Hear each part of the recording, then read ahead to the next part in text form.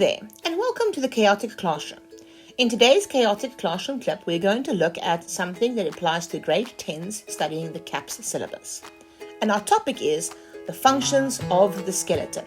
So what does your internal skeleton or endoskeleton do for you?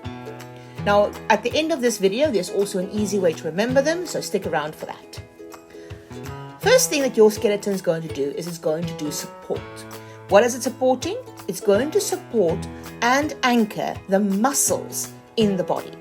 So most of your muscles are attached to the skeleton at some point, and it's important to remember that for a little bit later on. Next up, it's going to protect. Now, your skeleton is very, very hard, so it's going to protect some of the soft tissues and organs inside the body.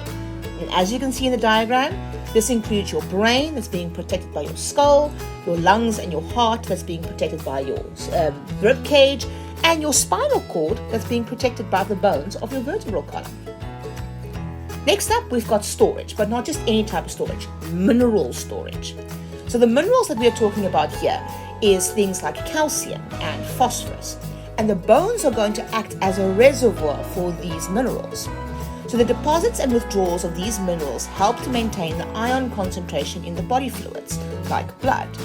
So your body can basically store some minerals in the bones and take it out when it's needed later, kind of like a pantry.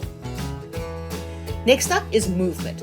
That is why that one where it anchors against the muscles is so important, because the bones give the muscles something to pull on, and that helps the body to move. So the reason why you can run and walk and jump is because your muscles are pulling on your skeleton. Blood cell formation. Now, some of your bones contain regions where red blood corpuscles and white blood cells are produced. So if you think about your marrow, your bone marrow, some bone marrow can make red blood corpuscles and some can make white blood cells. Now, how are we going to remember this? Well, we are going to look at the first letter of each of the words, SPSMB.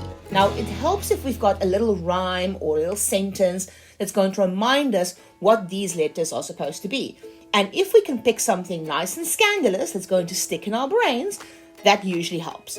So the little rhyme for this one is, Sally probably steals monkey blood. And hopefully you'll be able to remember that because it's a little bit weird. But now, you just write the SPSMB, so Sally probably steals monkey blood. You write just the first letters down, and then it will remind you that the S is for support, the P is for protection, S is for storage of the minerals, M is for movement, and B is for those blood cells. I hope this helps.